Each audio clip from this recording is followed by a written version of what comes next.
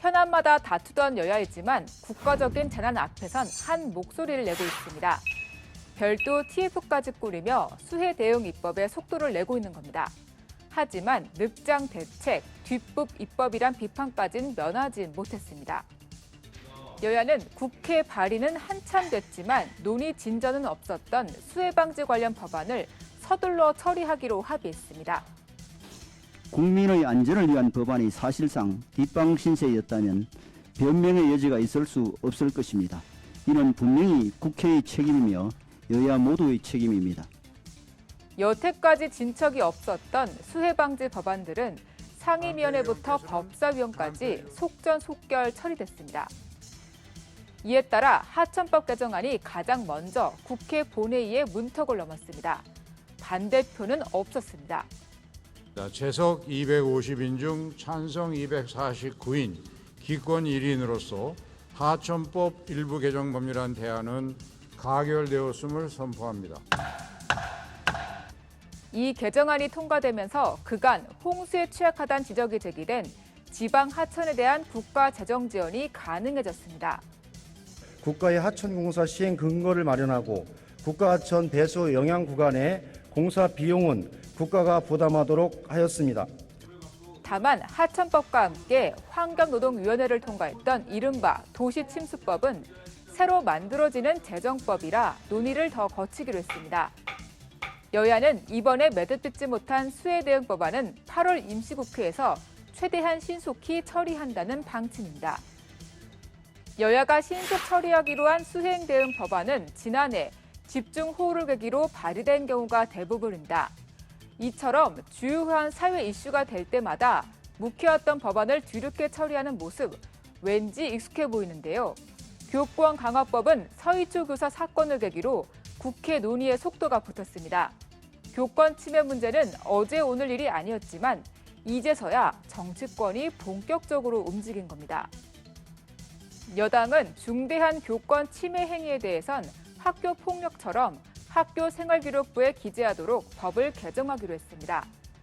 학생 인권 조례 탓에 교권이 무너졌다고 지적하며 시도교육청에 조례 개정도 압박했습니다. 도를 넘는 교권 침해는 생활기록부에 기록할 수 있도록 교원의 지위 향상 및 교육활동 보호를 위한 특별법을 개정해야 합니다. 다만 야당에서는 생활기록부 기재는 불필요한 소송만 키우고 학생 인권조례 개정은 근본적인 해결책이 아니라고 우려하고 있습니다. 학생 인권과 교권은 상충하는 것도 아니고 양자택일의 문제도 아닙니다.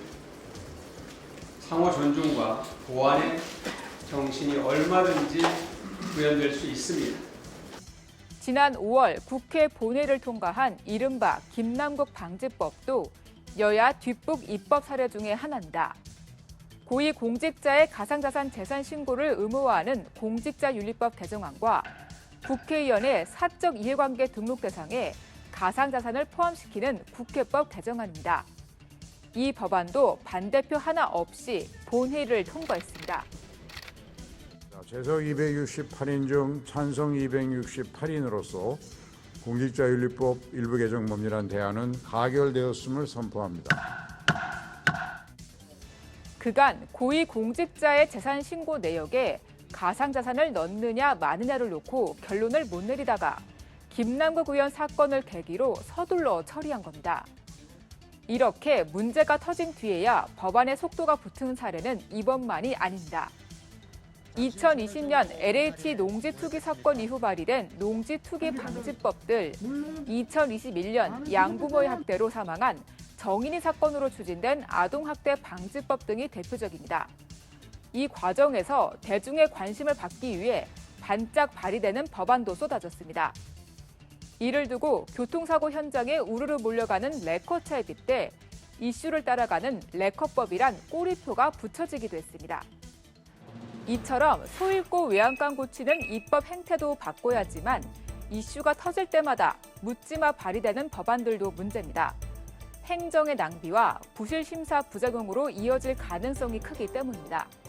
그렇지 않아도 의원들의 실적 경쟁이 치열해지면서 법안 발의 건수는 해마다 늘고 있는 추세입니다. 뒷북 입법도 관심 끌기용 법안이 아닌 입법부 본연의 예방 가능성으로 국민들의 안전을 지켰으면 합니다. 지금까지 여의도 풍년기였습니다.